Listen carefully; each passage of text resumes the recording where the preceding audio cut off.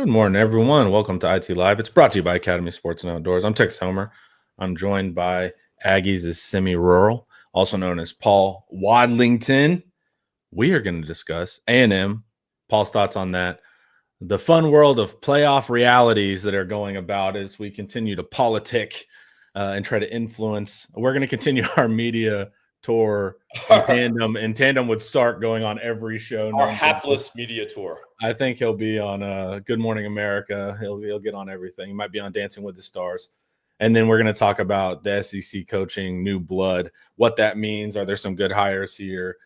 What does that mean whenever we have to play in the SEC in the future? Guess what, guys?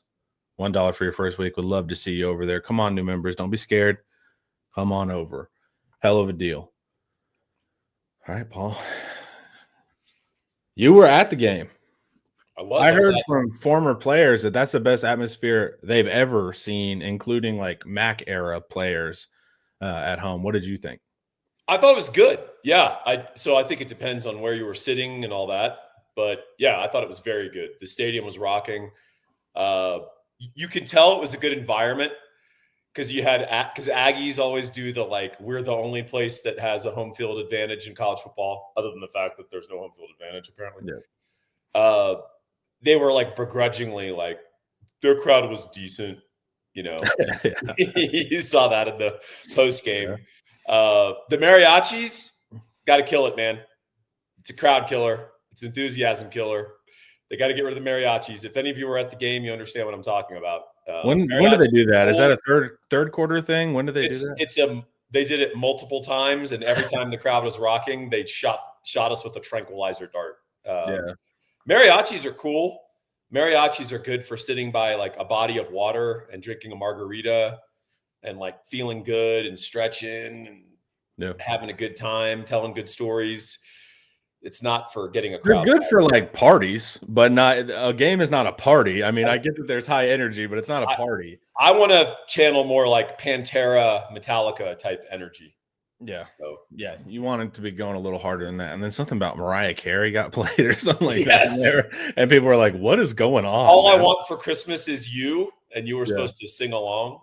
I mean, I'm mostly critical of that because the camera didn't get on me. I wanted to sing to the camera. But yeah, I went to both the Arkansas and the A&M games. And my son is now 3-0 as a fan. He knows only Texas success when he goes to games. So yeah, we're going to keep that up. And Ohio State next year, I'm flying in, bringing the kid. We got to go 4-0. Yeah. Well, that's some good ways to cement the fandom, even though I know you did good work prior to guarantee such. All right. Good morning, Jose. Good morning, everybody. Good morning. We're already getting playoff talk. We will discuss that. The Skycast broadcast that game was amazing. Yeah, through the TV, it was loud. It reminded me of the Arkansas game where we got beat up years ago, where just the ambient sound of the television was just a roar. And I was impressed. Everyone I've talked to really thought it was awesome, man. Yeah, I mean, I didn't mean to in any way underplay. I thought it was very good. It's hard for me to rank in my all-time game environments, right? Yeah. And still, for me, the greatest game environment I've ever been a part of was U of H in 1990. I've never seen a Texas crowd like that, out for blood, violent. Yeah. So, I mean, European soccer vibes. I mean, no one sat the entire game. People stood on the bleachers. They didn't even stand on the concrete. People stood on the bleachers and jumped up and down and screamed the entire game and just went nuts. So, it was pretty wild. But yeah, I mean, it was really fun. It was also that second half. Texas just beat their ass. I mean, it was the most complete game of the season. And that's the bittersweet part of it, right? We just played our best ball and there's no more meaningful ball to play. Yeah. And so Texas fans are left wondering, hey, were we leveling up on both sides of the ball? And what could that have meant in the playoff if we go? And now we don't know. Right. and because the team that plays Michigan in the Citrus Bowl won't be the team that played Texas A&M, unfortunately. Yeah, it's a microcosm of the season, right? Like the first half wasn't very good. And then so it's just our fans have just been like when you're in a bumpy car where you're hitting your head on the roof and going back to the floor. That's all this season has been. It's just constantly up and downs and then questions if this went this way, if this went that way. But man, I was excited. I thought we were going to go 8-4 with my restructured kind of prediction. So to me, it ended very positively to go 9-3 to make that the floor, beat OU emphatically, A&M emphatically, Arkansas. Like to me, man, I'm good. All right, we got to have a conversation about what you just did. Yep. What did you just do? Do you know what I'm about to call you on? I actually don't, so I'd prepare. Okay. You're like, I don't care. Arkansas. People are doing the like, we beat A&M, we beat OU, we beat Arkansas, our rivals. It's like, well, I name them third. Okay, but they're not. They're in there, and especially my generation, like we don't care at all about Arkansas. That's like, what I'm saying. I'm trying to honestly be respectful to the past, like that. Under like, a certain age, Arkansas doesn't have any. Arkansas doesn't register with my age group. You're right, no. But I'm trying to harken back to the people, that it does. But that they always get named third and kind of like a toss in at the end. Yeah, Yeah, well, I tell you what, I don't think we're going to preview this with the coaching hires. Based on their hire, I'm not sure Arkansas is going to be reemerge as a rival anytime soon. So, it is as much as we're trying to make this Costco professional football, it's still college football at its core, and rivalries still matter. And crushing your rivals still means something. Even in what would be an otherwise disappointing season because you didn't make the playoff, right? And you don't have a chance to be in the big dance. I mean, we whipped OU in the second, that second half especially. We whipped A&M in that second half. We beat both of our rivals by margin, and that means something. And both, good teams. These weren't, OU and A&M down on their luck. So I think that has meaning, and it gives you some meaning to the season, right? And it's good. It's good to keep A&M in a crawl space. You don't want Aggies getting all puffed up. I don't have the enmity for A&M the way I do for OU. I view Aggies more as objects of fun. Like I find them amusing. But I also am old enough to remember when A&M was having its little regional run of success over Texas, and the Aggies were insufferable. So it's very good to keep them in their crawl space eating scraps. Yeah, their talking points switched immediately after that game. Playoff. I'm not even sure we prepped Texas. I know. We've been prepping for the playoff. It was so look, I know the Super Bowl thing, like fans all do that, the Super Bowl, but to do where their Super Bowl for a rival is the corniest thing ever. It's like, I get it if you say for like some little team that comes up and punches you in the face where they're Super Bowl, whatever. But to say Texas versus Texas, and if Texas fans ever do this, I'll call you out too. But just being like, yeah, they're our Super Bowl. It's like, man, you're fundamentally not getting what this is about. It's about recruiting pitches. It's about dominance in the state. So their talking point switched immediately. Fans bases do that, but I was the swiftness in which it changed was so remarkable to me. All right, kind of what were your major talking points of the game? Walking through it, what did you think? We finished on a high note. What did Texas do to finish on those high notes? You can go in a short 6-day week. The Texas defense unscrewed itself, Connor. Yeah. It turns out all of the content we've been putting out post OU, me, you, and Ian on the deep dives, the all 22.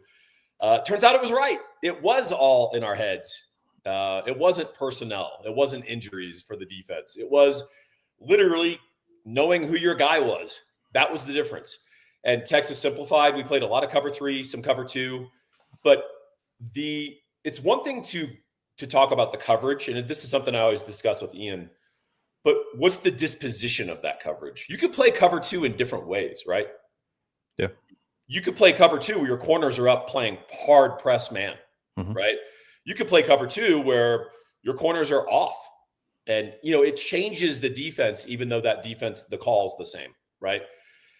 We really played with man under principles on their receivers, and then always had usually a couple of guys parked deep, just saying, hey, you're not going to go over the top on us.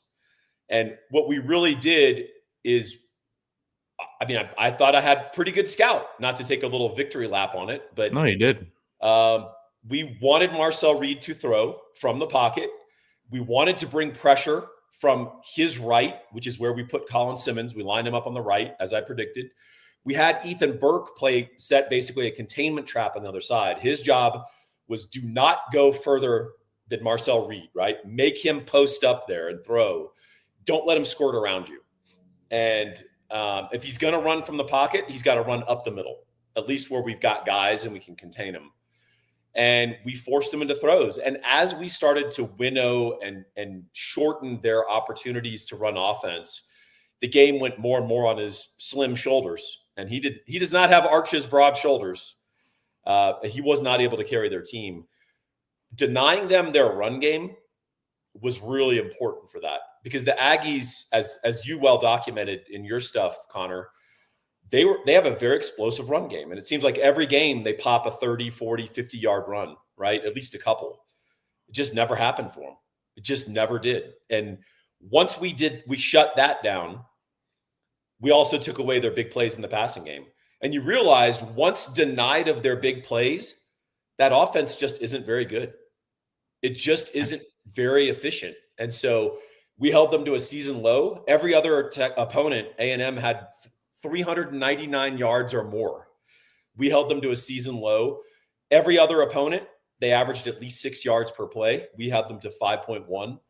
Their longest passing play was 28 yards to the tight end, right? It wasn't Mario Craver over the top. It wasn't Concepcion on a quick slant, breaking a tackle, going 60.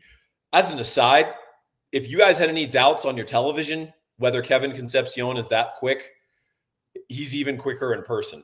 Holy moly, that guy's Those receivers are the real deal. People took it like the receivers are overrated. It's like they're not overrated. They are good receivers. Don't sell us short. Exactly. People do that. They sell us short thinking they're dissing A&M. People do that. A&M's overrated. It's like, hey, dude. Yeah, we're trying to get in the playoffs, dude. We're trying to get in the playoffs. Yeah. So I thought the defensive game plan was great. There were a couple of executional pieces, like what I just described, of how to hold Marcel Reed in the pocket. And then in terms of our coverage, putting in Kobe Black.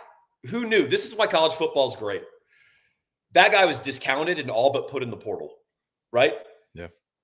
Gilbo has a couple of bad snaps. We put in Kobe Black, and he literally was the most dominant coverage guy on the field for all of his snaps. And then he had that late interception when Marcel Reed just finally broke. And a big hit on Craver. Yeah, big hit. Just a lockdown guy outside. And, I wouldn't have thought on paper that would have worked out. I would have thought A&M's quickness would have given him problems. In fact, his size and his length gave them problems. And that was really interesting. On offense, I thought it was the second half was just dominant. The first half was tough. It was tough. And I can tell you what, the energy in that crowd was a little angsty at halftime when we were down 10-3. I mean, we knew it was still a one-score game. We knew we could win, but boy, it didn't feel like it. And you also knew A&M was a second-half team. So it was like, man, are they about to round into shape here and blow us out? And then that question was answered on the opening series. Wisner pops a run. Mm-hmm. You start to see their D-line tap out a little bit. And then you went, oh, okay, we're going to win this game. And that's when the crowd really came in. And that's when the players, you could see the belief fostering in that offense. And Arch Manning had a phenomenal second half. Wisner, of course, the rivals assassin, started stacking up bodies. And then our O-line, both of our tackles played really well in that game, especially in the second half. Gooseby dominated Cassius Howell. I mean, he really did. And that was a big key because A&M's defense, almost like OU, they're different, but same. They're hunting for that tackle for loss. They're hunting for that big play. And Texas just said, what if we don't let you get that? What if you don't put us behind the sticks? You're going to fall apart. We don't think you're actually that fundamentally sound. And we're going to be doing a deep dive later, little plug with me and Ian. And I'm going to show you how overrated those Texas A&M linebackers are. Because repeatedly, they lose their depth, they lose their way. And Torian York gets big brother quite a bit. So he's really good when he's taking a gap, when he's stunting, when he's run blitzing. But boy, when we got a body on him, that guy just wilted. He disappeared. So really fun the way we did it. I mean, we all predicted, of course, that we were just going to run the ball all over him and Wisner would have a career day. Yeah. But hey, we brought it when it mattered. And we're going to show you some great stuff of Arch. I don't think people appreciate how bad the pocket was at times. Yeah. But he negotiated it so beautifully that you kind of didn't notice that there's a guy draped on him as he makes the perfect throw. And then finally, if we had any questions about whether we need a receiver in the portal, we need a receiver in the portal. The fact is, A&M's outside corners kind of shut our guys down. 7 catches, 64 yards for all 4 of our primary receivers combined. And you could say, hey, there probably were a couple of PI calls uncalled. It's part of the game. You've got to separate, and our guys could not separate. Jack Endries saved our bacon. 4 big catches, 93 yards. That big catch and run for 54 yards. Boy, he was the guy that we needed because our receivers were not winning outside. So we've got to go get a receiver. We can also improve in that room organically, right, in the offseason. But that was a little bit of a wake-up call. But all in all, an amazing performance. And I think a preferable springboard to going into the offseason. If that victory blunted our desperation to hit the portal. Yeah, don't take that lesson from it. Don't take that lesson, Sark. Don't take that lesson, Texas staff. Yeah. Because we've botched the O-line, and we've got to go fix that. We've got to go get, I think, 2 running backs. But I think we'll go get 1. But we got to go get a stud running back, proven. And then I'd go get a G5 guy that you like for depth. We could talk about this. We'll have plenty of offseason, but I would clear out that Longhorn running back room, except for maybe 2 guys. Yeah, I agree. And I felt vindicated because I was arguing with A&M all week, the Marcel versus Arch thing. And my whole thing was like, look, Marcel's a good quarterback. He's not a Heisman level quarterback. He's not at that tier. He's actually holding the offense back, but you guys don't realize it yet because your system's working well. And then they were like, and my point was, look, Arch has similar numbers under way different conditions. Marcel needs sunniness. And then they took the wrong stuff from the South Carolina game. So They were like, everyone wants to talk about the second half. It's like, okay, well, why are we not talking about the first half? Because that showed floor, and that was their worst rushing performance. Everything else had been +4. And so they were in the 2s at that point. I was like, how did Marcel look in that first half without a run game? But they took the wrong lesson that it's everything in the second half. And so that was what I really keyed in on, that he's a quarterback that needs sunny conditions. Every quarterback plays better in sunny conditions. It's my point. But it was obvious that Marcel's not ready for that level of football. He needs a lot of help. Most quarterbacks do. So that was nice. Ultimately, it's kind of like my Pavia litmus, which is why I think Diego Pavia should win the Heisman. Who's more important? Replace him with league average quarterback. Yeah. What's the result? Replace Marcel Reed with league average quarterback. A&M probably goes 10-2, 9-3, yeah. 10-2. Replace Arch Manning with league average quarterback. 7-5. I was gonna say 6-7 wins. Yeah, I mean, I think that's something that you have to kind of look at, and people struggle to understand the giver of production and the recipient of production. Mm-hmm. People struggle to see, like, you'll see a Jag running back behind an amazing offensive line with 2 good wide outside receivers keeping honest boxes. And they're like, this running back is amazing. Oh, look at his, and it's like, I think you're struggling to understand the beneficiary of production rather than the creator of production. Whereas go watch some Bijan Robinson tape at Texas. Yep. When he's getting hit by 2 guys in the backfield and has a 7-yard run, right? Yeah.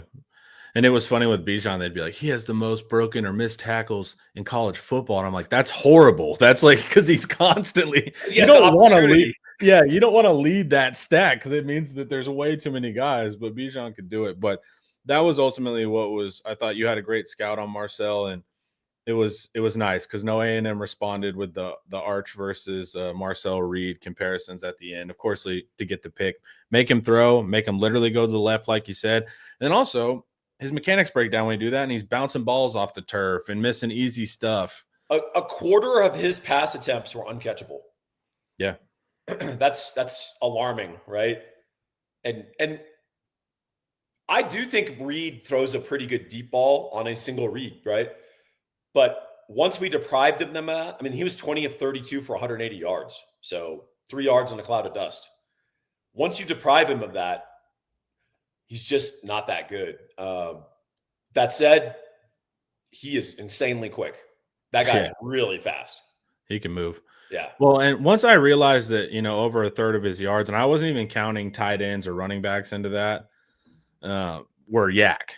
Well, that's a big thing to me. When I hear about an explosive audience and they're telling me Heisman quarterback, and I see that most of the work is being done by the receivers on short passes, well, then that's an opportunity to exploit.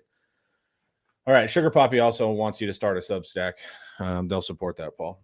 I got enough on my plate right now. I'm going to say the last thing Paul wants to do is write more articles. All right. Before we keep going, Paul, I think we're prepared to move into the playoff discussion. We are. Let's hear a word from Academy. The holiday season is here, and Academy Sports and Outdoors has the legendary gifts you need at undefeatable prices every day. Shop in-store or online at academy.com to save on gifts on everybody's list. From football jerseys and basketball hoops to fire pits and deer stands, the most wonderful time of the year happens here. This Christmas, give the gift of fun from Academy Sports and Outdoors. Hell yeah. Hell yeah, brother. Give the gift of fun, man. Too often, you have given the gift of sorrow. That's true. Give the gift of fun. I like to give a little bit of coal. There's no doubt there. Let me pull up these here CFP rankings, Paul. Oh God. Let's chit chat a little bit. When did the dimwits go and do their little bureaucracy show? When is this? This evening. Oh, I can't wait. We should do a live post game, Connor. Yeah, we should. Post game coverage outside. Doesn't make sense. Texas fell 3 spots. We have governors of Texas and Florida tweeting out their rules to be like, "Hey, you said this," so it's pretty funny. But ultimately, I don't think they're going to do what under my administration. We will restore the BCS. What are your kind of global thoughts before we actually just kind of look at the rankings? What side of this battle are you on, brother? So in life, and this is something you can learn about yourself, and it's an important thing to learn about yourself. Do you feel the triumph of victory more than the pain of a loss? In other words, if you bet on a big game, do you get more out of the big win, or do you feel more about the loss? The loss every time for me. Yeah, I already knew that about you. Yeah. The loss. Yes.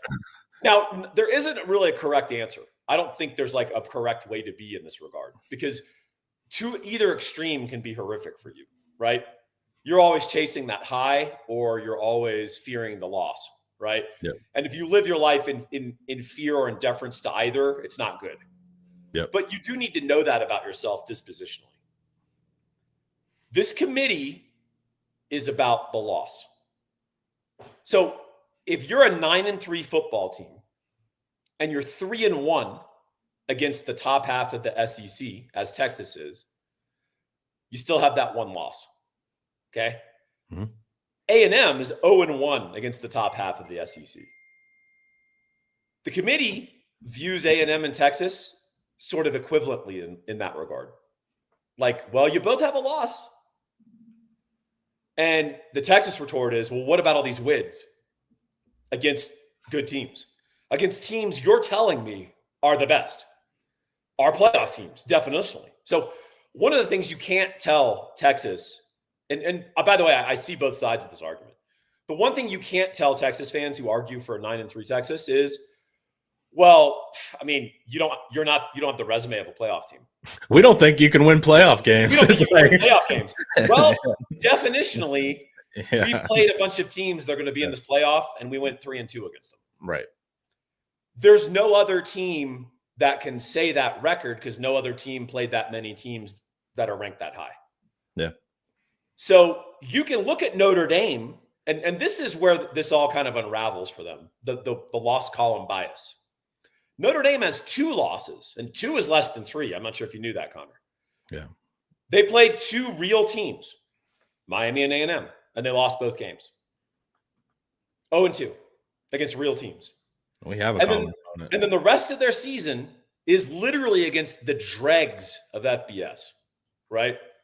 This isn't, people are like, well, you played Kentucky, this isn't Kentucky. Kentucky is like the 45th best team in college football, the 50th best. Notre Dame's playing Boston College, which is 109th, right? These are sigmas of separation on the bell curve, okay? Now, do I think Notre Dame on paper and on the field has a pretty good football team? Yes. But if you're talking about earning your way to the playoff or deservedness, they are undeserving. They do not belong in the playoff based on their resume. Because when they did have the opportunity to play up, they went 0-2. Texas has had the opportunity to play up every other game, basically. And we went 3-2. And what the committee is basically saying, getting back to my original point, the pain of the loss is much more valuable to them in their evaluation than the thrill of the victory. So you saw this with the AP poll, by the way. Texas, ranked 16th, convincingly beats the number 3 team in the country. And they go up 2 spots. Why? 3 losses is an anchor. Yep. Tomorrow, Texas could play and beat freaking Ohio State. And because of that 3-loss anchor, we'd probably go up to number 11, 10.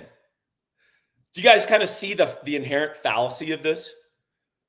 Like, once you have that anchor loss and the magical number is 3, according to this committee, you can't ascend. It doesn't matter who you beat. Like, we could have closed out the season with, 3 top 10 wins.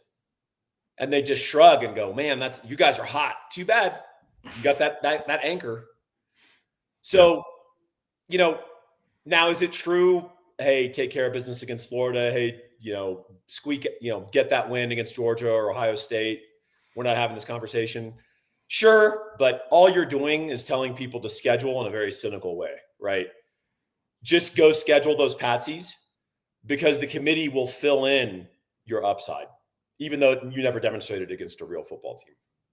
So, you can get into like, what's the playoff about? Is it about the best teams? Well, it's clearly not about the best teams. We're going to have a G5 team. We're going to have an ACC champion. We could have 2 G5 teams if something goes weird. That's right. I mean, we're going to have an ACC champion more than likely, right? Yeah. Those are not the best teams. So then it's like deservedness, inclusiveness. Like, are we doing, playoff DEI here? Like what exactly are we doing?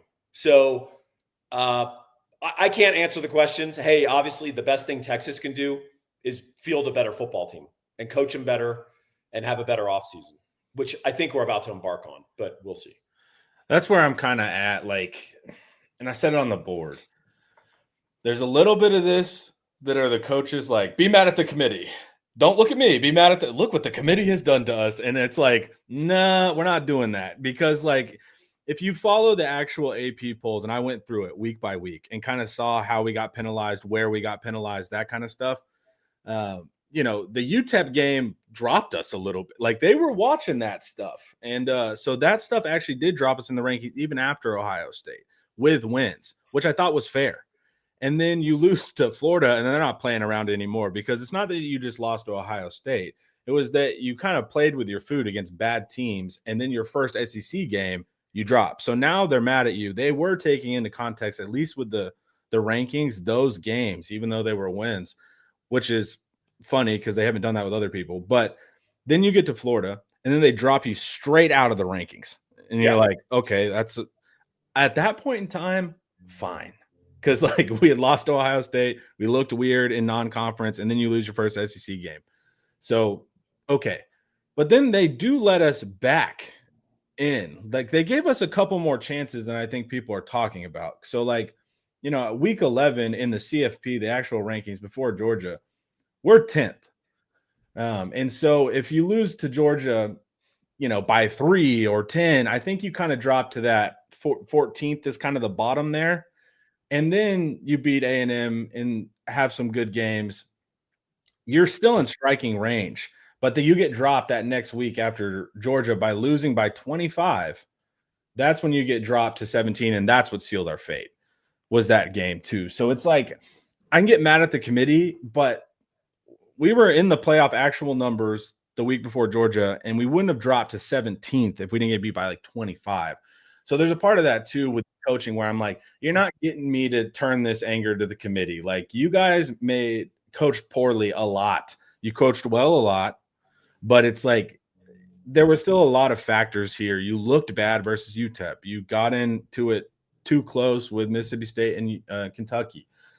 These kind of things did matter, and they were reflected actually in the rankings. And still, at the end of it all, they kind of did forgive the Florida loss by letting you be at 10th. But you can't get blown out by 25 there on national TV, because that's when they were like, we're done with y'all. And it's been over since Georgia, essentially. Yeah, I think there's something to it in terms of perceptiveness or just overall perception. And the other part of this is people still can't control very well for the idea that these conferences are different in kind. Yeah. And I mean, I don't think the average AP voter or even the average fan understands that Arkansas, we had a lot of fun with this. Arkansas finished 2-10, and they're probably ranked by metrics, 45th in the country? Yeah. If Arkansas played in the ACC, they probably go 8-4. Mm-hmm. Like, that's hard for people to jibe, because they're like, Arkansas's ass. They suck. Oh, Arkansas, they're 2-10. LOL, whatever, SEC homer. I'm not being an SEC homer. I don't have an identity with the SEC. I'm a Texas fan, right? I'm not an SEC cuck who derives enjoyment of being part of the conference. We're new here. Yeah, we're new here. I mean, I'm a Texas fan. Arkansas is like SMU in the ACC. And I don't think people fully get that these are different. I mean, these are just different creatures entirely. And I'm talking about the talent on the field. I'm talking about the environments. When you go to a lower tier ACC environment, there's 27,000 people in the stands, and some of them are like reading books and like chatting. When you have a night game at freaking Mississippi State, it's a freaking hornet's nest. And and by the way, I think the same thing applies to like a mid Big Ten team like Iowa. Like, go play Iowa at night. That's not a joke. Like, that's real, right? But I think people assume like the loss column bias isn't just about playoff qualification. It's, Florida played Florida State, right? Both teams were sort of like, but they showed up and tried. I mean, Florida pretty much dominated them. Without a coach. Yeah. And you sort of realize, hey, I'm watching like a different strata of football team here. And look, anything can happen on any given Saturday. I mean, freaking Florida State upset Bama to start the season somehow. But over time, you get the data points, and you start to realize the Big 12 and the ACC are playing different football. And I think we've got to be able to control for that in the future. It has to be like basketball. The basketball does a great job of that. Now, the problem is they have much more data points. They have so many more games. And so that's why my pitch is this: get rid of the G5, put them in their own thing. Now you have 9, everyone goes to 9, however that works. And this math might not be sound, but this is kind of just roughly what I'm thinking. Go to 9 conference games. Your 3 other games are matchups against each of the 3 other big conferences. So you'll play ACC, you'll play Big 12, you'll play Big 10. Okay. At that point, first off, we're not padding our schedule in the beginning of the season. And we know strength of schedule by like week 4, because everyone has played everybody. That's how you solve for it. And that's how you get a real true strength of schedule. Will it hurt G5? Sure. But will it actually help G5 and having something in the postseason besides 2 people in? Sure. So I think it makes up on the back end. But everyone has to play everybody in preseason Now there's going to be levels, right? You want to play the worst Big 12 team in that situation, but that's a way where everyone can play everybody. And if you remember when we were in the Big 12, the SEC was annoying. Like just constantly hearing about, yeah, but it's not the SEC. So as many SEC fans as there are, everybody else is not an SEC fan. And it's annoying to constantly hear how much better it is, even though it's provable, right? In metrics and NFL players and all that stuff. It is true. But no one's going to concede that when you're not in the SEC. It's annoying. It was annoying when we were in the Big 12.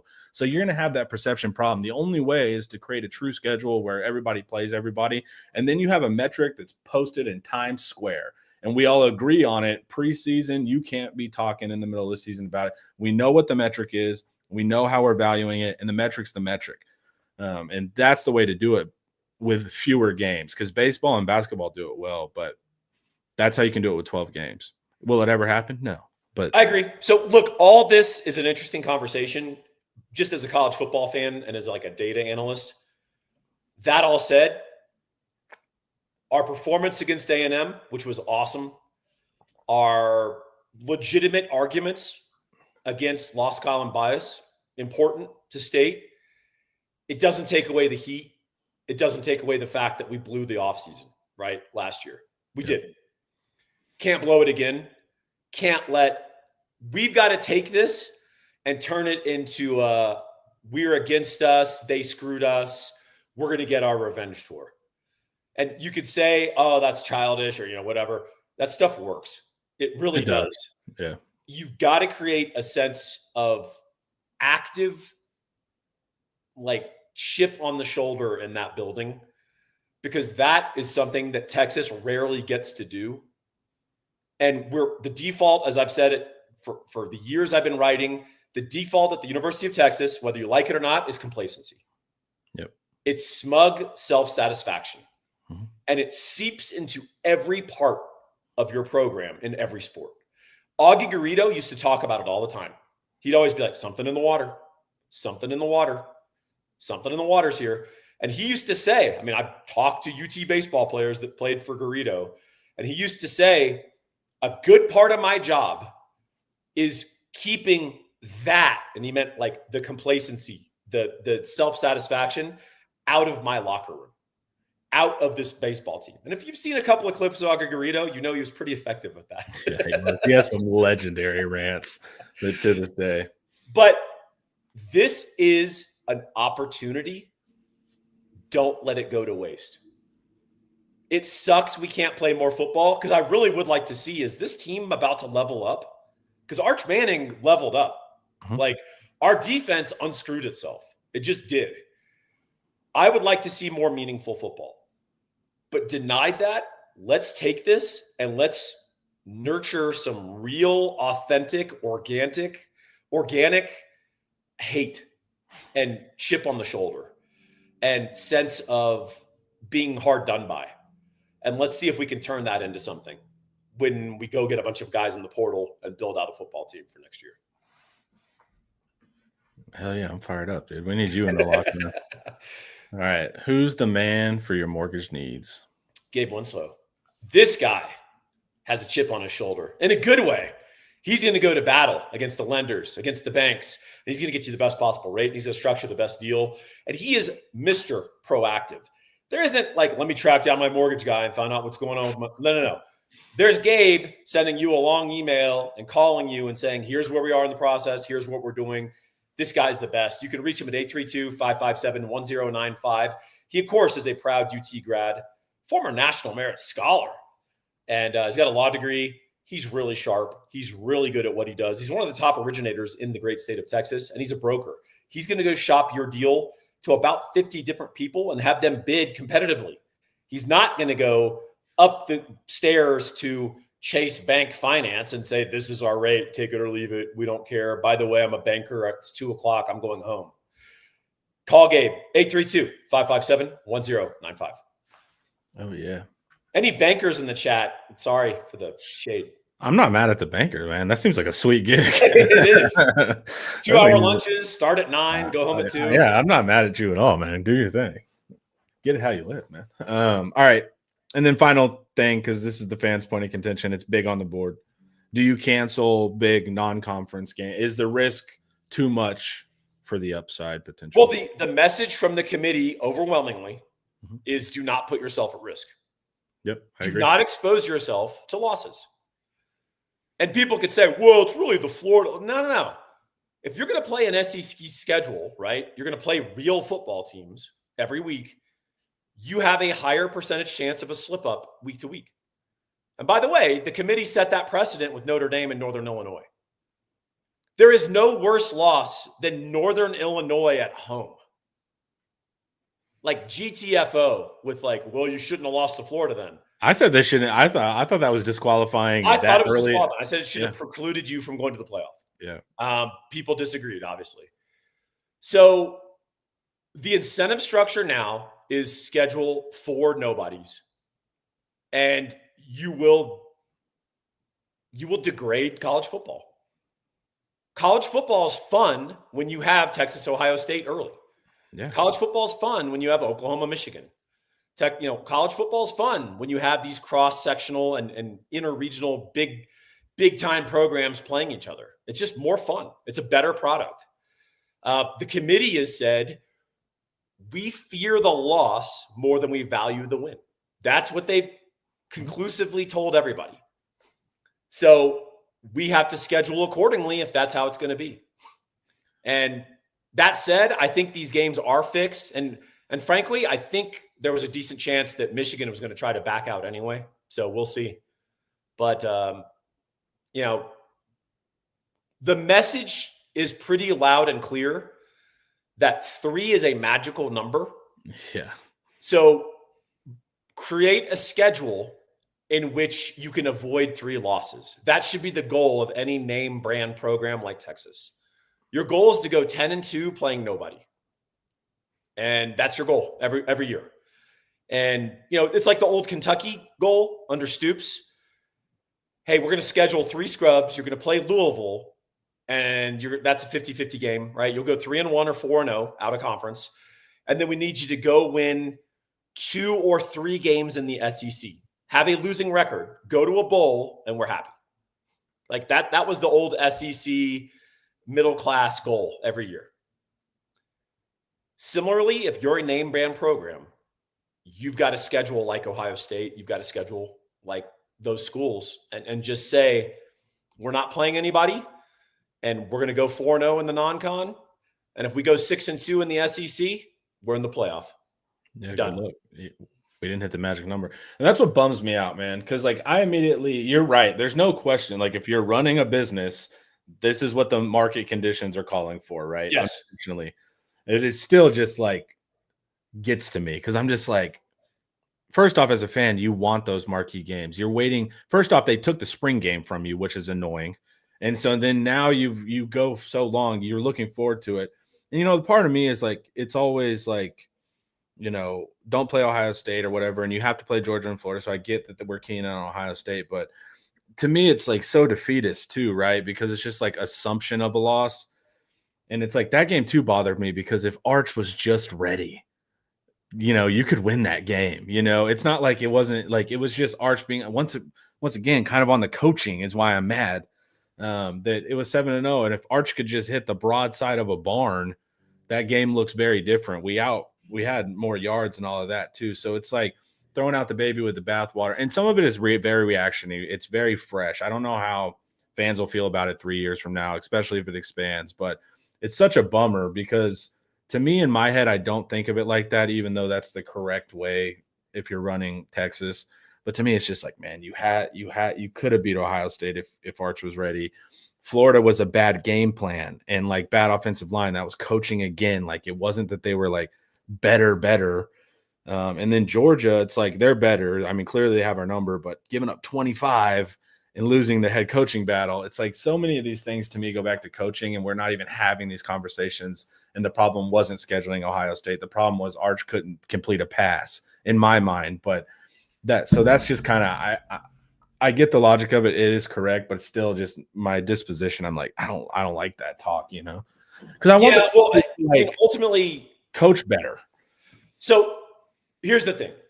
That's not going to happen at Inside Texas. This offseason, we're not doing the we got screwed. We had a great, perfect season. Yeah. Like we've told you from the start, hey, we screwed up some stuff this offseason. Here's how we fix it. So that scrutiny, that heat's not going away. This is an and argument. It's not or. It's not saying we did everything we could. No, we didn't. But it is kind of enticing to see what this football team was in Austin right before Thanksgiving. And go look at the playoff field. Go look at the projections. There's not a team I'd be scared of than other than Ohio State. Yeah. Are you scared of Ole Miss? I mean, we beat that half of the other field. Yeah, I mean, we played and beat half the other field. I guess Georgia has our number. But Georgia has our number. As long as you duck Ohio State and Georgia long enough, who cares? You scared of Alabama? Yeah. They literally can't move the football right now. It's like the most painful thing in the world. So, I mean, it's a shame because this team, as fallible as they've been all year, and believe me, there's no one who's documented it more than me.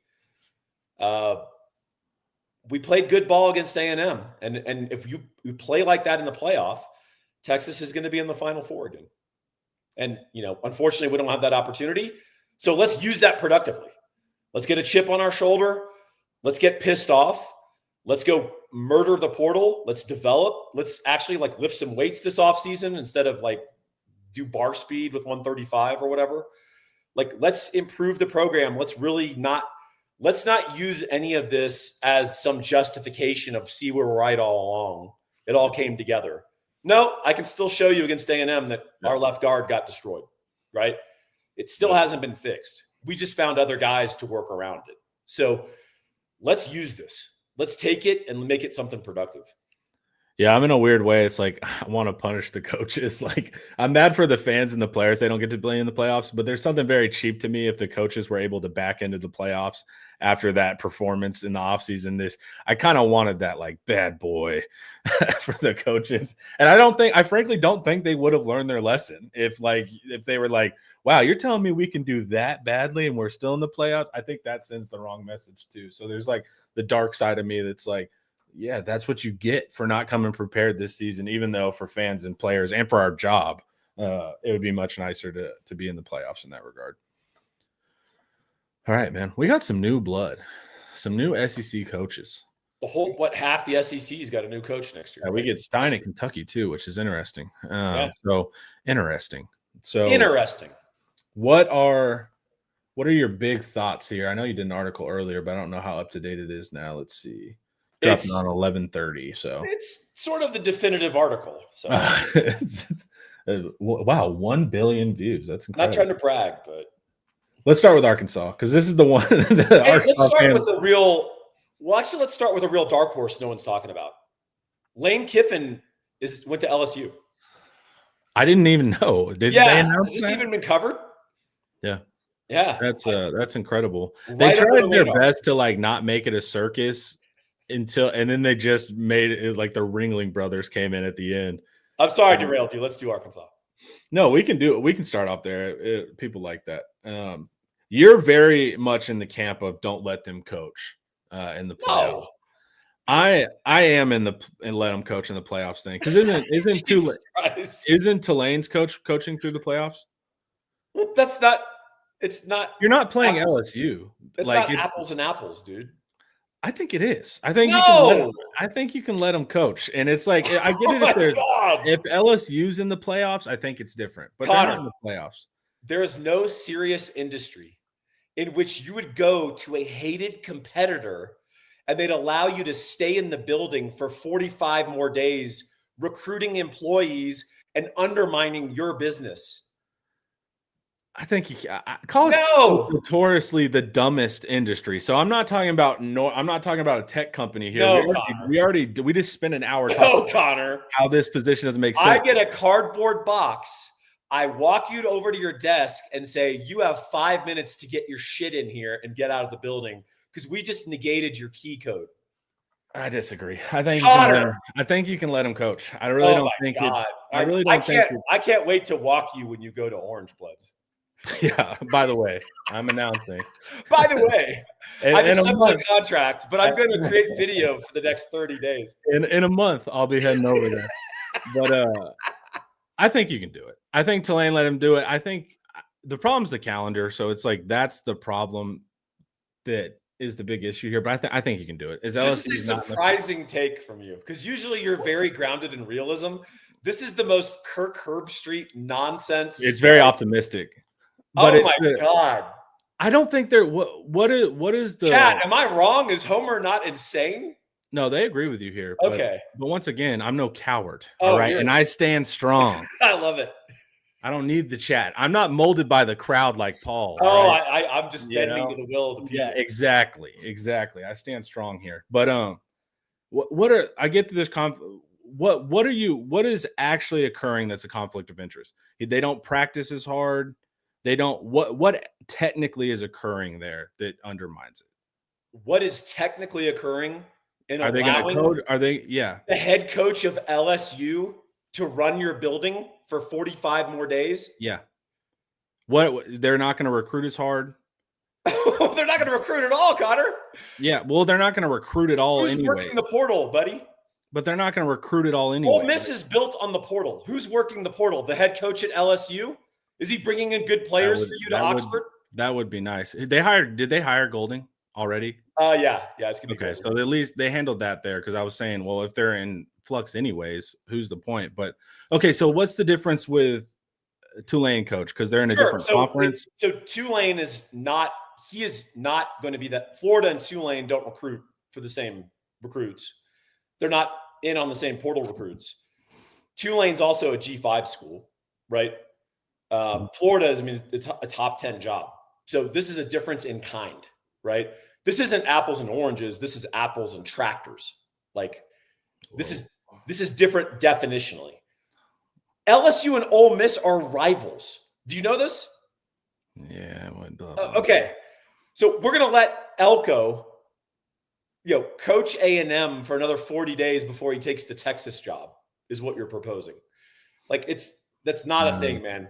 You do not, he cannot be allowed to stay in the building another extra second once he takes that job. And you basically look, I mean, people are trying to create like villains and all this. Kiffin is taking a superior job, period. Yep. And LSU is one of the few programs where you can go get that lifeblood of high school recruits. The portal is very important, but you still need that base of high school recruits, right? If you have national championship aspirations. Ole Miss has not proven that they can do that, right? Even as much support, and they've raised themselves as a program tremendously over the last decade. LSU is an upgrade. People upgrade all the time. I think what people are reacting to is the sociopathic notion that Kiffin was entitled to not only have his cake, but also stay and coach Ole Miss through the playoffs while he recruits for LSU at Ole Miss. Like, yeah, the recruiting in the portal is where it's very tough to defend. My thing is just like on the field off the field, I'll concede, but it's like on the field. What are they going to coach less hard? Are they going to do that? That's where it's not like it would just be incredibly bad form and they could still do it, but to like throw the playoff, right? I'm thinking too literally on the actual games opposed to the personnel side on the back end. Should the committee penalize Ole Miss for not having a coach and an offensive staff? I mean, is it like a GA going to be calling their offense? Well, that's what I was going to say. The offense part is tough because they were smart to slide in Golding, right? Like, because you're like, hey, we have a coach and he's been here and he can stabilize. But whenever they're taking the offense, that's where it's tricky. To me, yes, because Texas needs to get in. So we will take Ole Miss's spot gladly. But the calendar, that's just that this is even a thing is so dumb. That you have a coach that took another job before a playoff run. That is bad for the sport. It's so dumb. Like no one feels good about it. Like it's everyone knows it's dumb. Even Kiffin knows it's dumb. And the AD told him when he wanted to coach, the AD was like, "Hey man, I get it. I have to live here. I live in this community. So you got to go." He's like, "It's a different thing. You get to head out." And then Ole Miss responded by just releasing millions of text messages and then like saying that he left his dog. I don't know what's true and what's not true, but it is hilarious. Like the instant, first off, all of this was quote unquote known and everyone had this ammo and they were just like, all good, man. Isn't it all just like private and direct messages of Lane Kiffin hitting on like co-eds? Yeah. But it's funny because it's like, they're trying to take a moral high ground. It's like, you didn't take that moral high ground when you had that evidence when he was your coach. So it's like, it's not that anyone here is like a good person. Hey, here's the real issue. Lane left his dog. I know, that's what they're saying. Hey man, that's serious. It's apparently it was like a PR dog or something like that, which is weird. And he lived with like the trainer and he's from this certain like reputable breeder. I got a little bit into it, but I can't tell what's true and what's not. I do love the people who fell for the like Lane eat, pray, love tweets and all the nonsense. Yeah. Like that appeals to like cat ladies and like youth pastors. All like the little dumb quotes that he puts up on Twitter. Like this is some authentic Lane Kiffin shift. He's exactly the same guy. Well, that's what cracks me up too, because the whole thing was like, I told Sexton I'm not in it for the money. It's like, well, you just happened to go where the most money was, huh? And also, you might not be in it for the money. Guess what Jimmy Sexton's in it for? I've never seen a man rig a market. When it came time for, who was the last big hire where he just put all of his guys and got all of his guys raises? It was DeBoer. DeBoer at Bama. It was going to either be DeBoer or Lanning. It didn't matter. He put Sark up for it, got him a raise. He put 7 guys up who weren't even truly in the running just to get them all raised. I'm like, guys, this is insane that this one guy has rigged the entire coaching market. Now we have these stupid inflated contracts, dumb incentives. Like, we got to figure out this agent thing because if you look into it, this guy is running a monopoly on college coaches, and it's absolutely insane. Well, so James Franklin was a Sexton client. Yeah. He is playing basically ball denial on Penn State, which is why they're having to interview like Kalani Sitake or like any non-Sexton guy is who they have to go with now. So I don't think that's actually. So how does that? Why could? And this is probably just once again recruiting, right? But like Sitake, say he's going to take Penn State. He's just hasn't announced it, but he'll probably take Penn State, and he's still coaching playoffs with BYU. So is the goal just hey man, I'm taking LSU, I'm taking the job, but do you just not announce? How do you avoid that? Well, when the job remains open, Connor. And Lane Kiffin is still at Ole Miss. I think people can put 2 and 2 together, right? Yeah, but that's kind of Sitake right now, right? Too. So it's like, we don't know how you beat that game. We don't know. And actually, I don't know if that's a good move for Sitake because I think he's carved out a specific. He's beloved there. Yeah, like that's his. Also, I'm not sure how many Pacific Islanders are going to go out to State College, Pennsylvania. So yeah. But I think that's the trick is just like, hey, LSU, like we're good, man. But and then I'll just deny. But Ole Miss wasn't playing that. Like you're gonna tell me right now because Ole Miss wouldn't let them do that. Essentially, what I love are these people. Immediately when you go on television, you just become all about bullshit because Nick Saban of all people, who's generally a straight shooter. He literally walked Lane Kiffin off his staff for taking another job. He thought he didn't have full focus on Bama, right, in the playoff. He's on TV like they should let him coach through. This is a travesty. It's like, dude. Well, Saban's a really, really smart guy, so that's why I think Saban's super smart and he makes a lot of good points. So yeah, well, just me and Saban once again. Thinking alike, but no, it was funny to see him switch up. I knew he was going to LSU whenever he was like, I'm going to call my mentors, Carroll and Saban. And then he's like, we told him take where you can get the best players. It's like, well, I wonder where you can get the best also players. He prayed on it. He did pray on it. He's been so fake. He's like texting co-eds and he's just putting like Bible quotes up every morning about like how to get your mind right. Dude, college coaches are the best, dude. I love when you pray to God and God's like, yeah, you got to go to LSU. It's money. Yeah. One of the messages of the Bible is get that money. Yeah, true. For That's sure. one of the key messages of Jesus Christ. Thou shalt grind, dude. Get paid. Yeah. And also go to one of the nice. least moral places, Sodom and Gomorrah, like where they're literally funneling money from children's hospitals. Like LSU is like behind the scenes is legit evil. Oh my And gosh. so that was my favorite part. But all right, so we got the Lane Kiffin saga out of the way. Let's talk about the actual other coaches. Oh my God. Ryan Silverfield at Arkansas. Some fans were trying to organize a protest out in front of the building. Yeah, and Arkansas even had a sorry protest. Like they couldn't even do that correctly. Yep. Yeah, here's an interesting Ryan's Silverfield fact. 50-25 career record at Memphis. 12-20 against teams over 500. So he's 38-5 against the dregs of the G5. Yeah. That's how he built his record. And Memphis is what do I call one of my kingmaker programs, right? These are programs at the lower levels who are much more resourced than their peer competitors.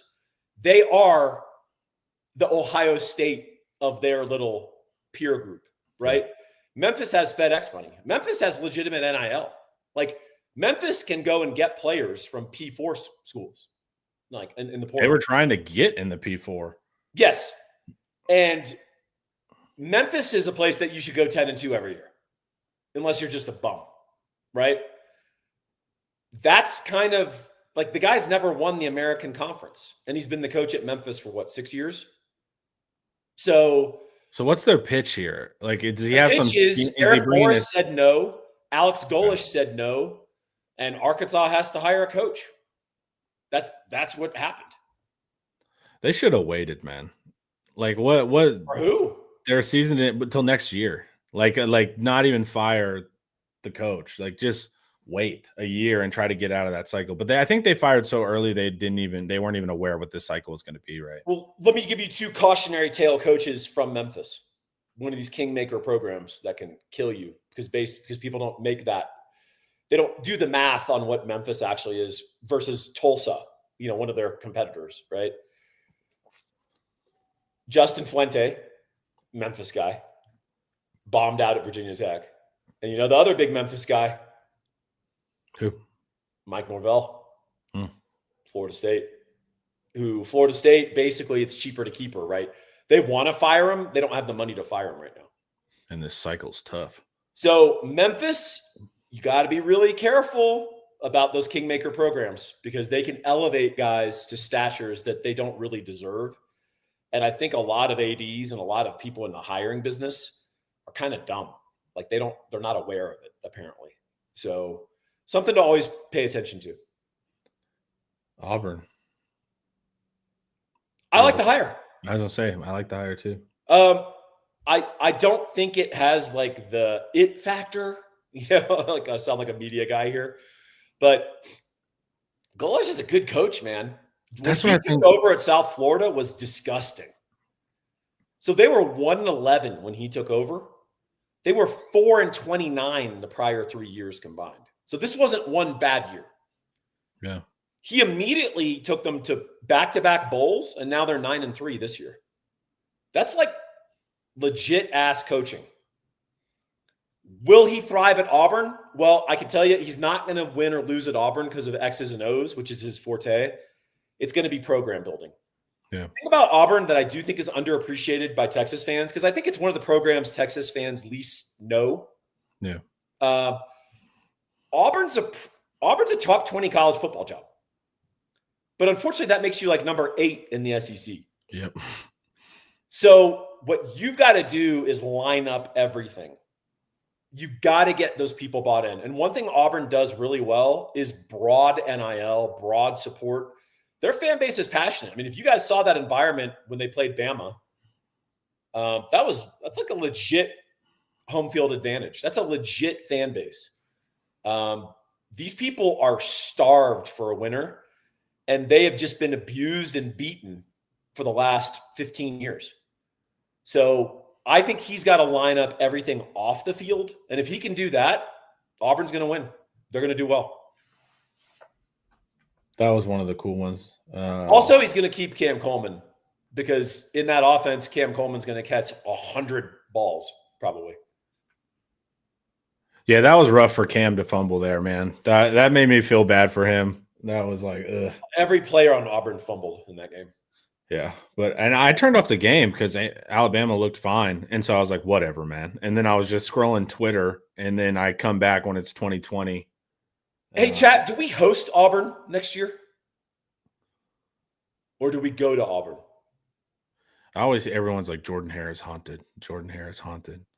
I want to see it one time. Let's see, chat. Where you at? Where you at, chat? Chat needs to Google. They're Googling right now. We don't play them? Oh, 2027 we play them. Yep. Where do we play them? In 2027. Here. 2027. All right, Florida. In the Lane Kiffin. They're in the Lane Kiffin sweepstakes. You know what? That could be unanswered prayers. Because I know Kiffin's hot and he did a hell of a job at Ole Miss. Kiffin's got some setbacks in his career too. Like this guy is not money. He's not guaranteed. I mean, he'd be on the short list for Texas, frankly. Yeah, for sure.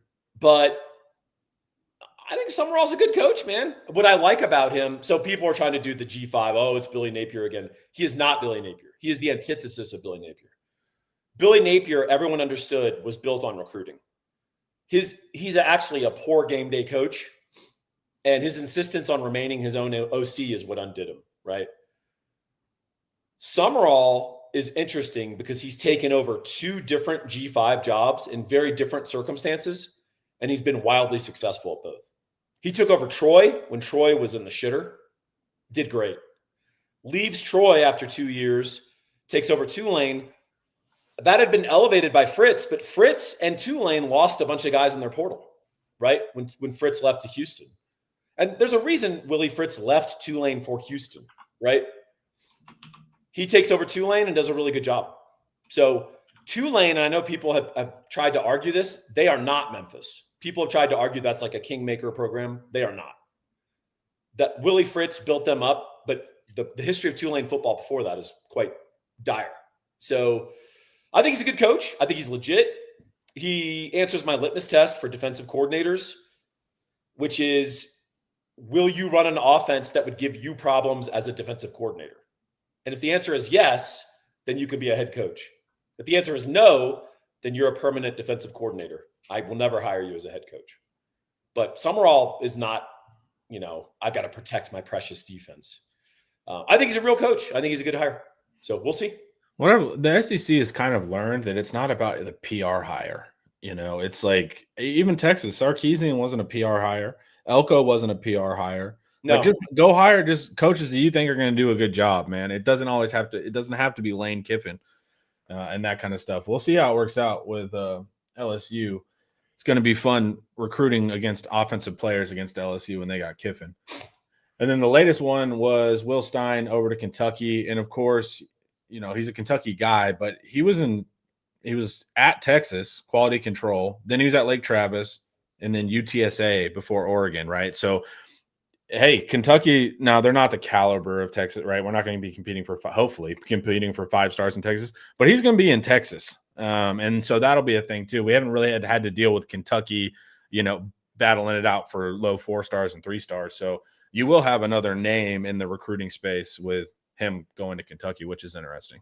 Well, I think everyone was wondering, where's that guy going to go, right? And is he holding out for a more premier job? Because people were trying to argue that, he was a Dan Lanning or a Kirby Smart, meaning he wasn't going to take the transitional job. Yeah. He was going to go straight to Georgia. He was going to go straight to Oregon, that level. I don't think Stein has those skins on the wall.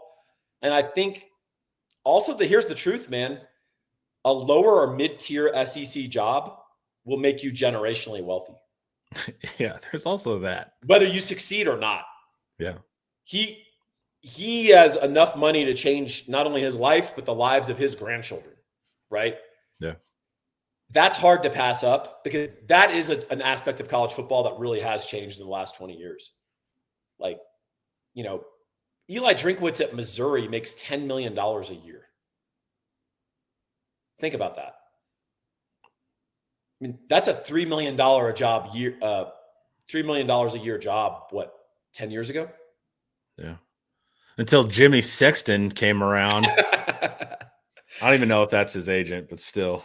I think the market broadly did this. Yeah, the market is named Jimmy Sexton. The market is it's a fixed market. Yeah, but it's but that is interesting. Should all the schools file an antitrust suit against Jimmy Sexton? I would love it, but the problem is, doesn't he represent ADs and stuff too? Yeah, first of all, he's vertically integrated. He like owns this entire industry. As a university, I would never allow my AD to also be represented by the same agent as the coach. Well, and people are like, people will say, "Hey, man, you got to stand up to this guy." Well, guess what? You stand up to him, and the next coaching cycle, guess what? None of his clients are going to come try for your job. So he has ultimate leverage and power. So even if you try to stand up to him, he's like, great. Whenever you need a coach next, none of my 10 elite guys are even going to interview. So he's just like, he's got total control beyond being vertically integrated in everyone. It's absolutely insane what we've allowed this guy to acquire, the amount of power we've allowed him to acquire. It's nuts. All right. That's all of them, right? The new coaches. Kentucky, Auburn, Florida, LSU, Arkansas. Man, that's some good jobs. This cycle's been pretty wild. And I'm glad to not be in it after all the fun rumors of this season, man, because that would have been. I'm glad Sark's not coaching the Titans. Yeah. So that was because that was about to absolutely suck. All right, we got all of them. Guess what, guys? I want to see you over on Inside Texas. $1 for your first week. New members only. Come join the board. Funny, thoughtful, and active. I go on a bunch of boards because I have to study other teams, and some of them have 3 posts with 3 replies, and they're 7 weeks old. So it's a real blessing to have a board that's actually alive. $1 for your first week. We'd love to see you there. We're gonna go shoot film study with Paul and Ian after this. Everyone, this is brought to you. It's gonna be a victory lap, baby. For sure. We're going to get 2 victory laps in, actually. And this was brought to you by Academy Sports and Outdoors. Everyone have an awesome day. See you later.